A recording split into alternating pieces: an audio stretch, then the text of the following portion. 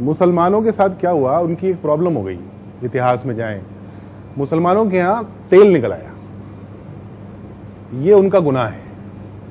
तो जब वो तेल निकला उधर, तो अमेरिका को वो सारे तेल की मिल्कियत चाहिए थी, तो वो वहां पहुंचे, फिर वहां पे झगड़े शुरू हुए, लोग मरने शुरू हुए, विद्रोह हुआ, लोग मरने लगे।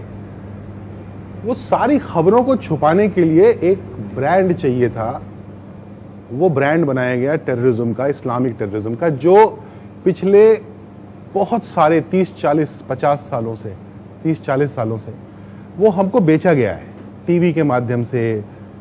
टीवी भी देखें तो आप सारे टीवी चैनल्स जो बड़े बड़े कॉरपोरेट हाउसेस के द्वारा ओन्ड हैं, तो जाहिर है वो ऊपर से फरमान आता है, तो वो एक ब्रांड बनाया गया, वो ब्रांड हमको बेचा गया, पुष्ट दर पुष्ट बेचा गया, वो हमने खरीदा है।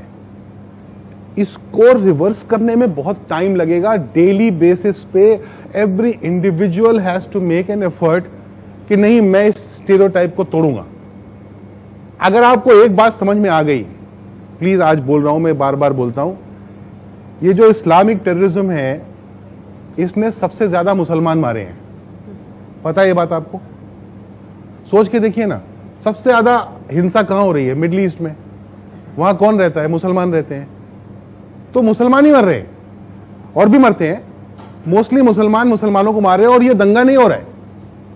तो इसका मतलब जो हमको बेचा गया है माल कि ये इस्लामिक टेररिज्म है, ये इस्लामिक टेररिज्म नहीं, ये टेररिज्म तो है, क्योंकि इस्लाम में ये तो नहीं लिखा हो सकता ना कि मुसलमानों को मारो, और वो मुसलमानों को मार रहे हैं, तो इस्लामिक तो नहीं रह गया, ये टेररिज्म जरूर है। इन दोनों को जिस दिन अलग करके देख लेंगे, आप अपने पड़ोसी को प्यार करने लगेंगे और उसकी मदद करने लगेंगे, क्योंकि वही बेचारा फंसा हुआ है। मुझे एक टैक्सी वाला चला रहा था, मैंने कहा क्या हुआ, कुछ परेशानी होती है?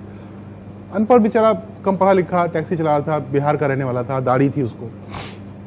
बोला हाँ सर। तो मैंने कहा क्या?